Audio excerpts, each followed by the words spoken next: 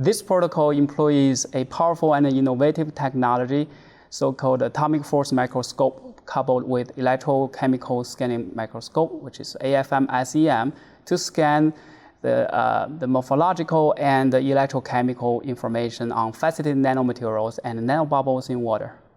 AFM-SECM is capable of mapping electrochemically reactive surface based on tip current images, and also enable simultaneous acquisition of nanoscale surface structures and electrochemistry information on sample materials. The sample preparation for this method requires that the solid particles are immobilized on the substrate completely, and the bindings between samples and substrates ensures electrical conductivity. The choice of the redox mediator is critical as well.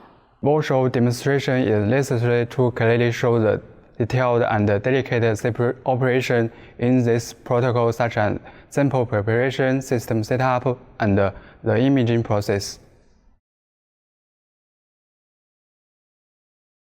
Deposit 10 microliters of epoxy on a cleaned silicon wafer using a pipette tip and tile it with a clean glass slide.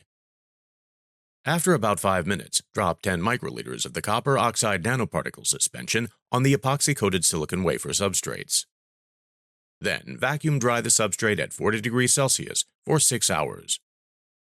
To prepare oxygen nanobubbles, directly inject compressed oxygen through a tubular ceramic membrane into deionized water. Deposit 1.8 milliliters of the nanobubble suspension on a gold substrate in the electrochemical sample cell and stabilize it for 10 minutes.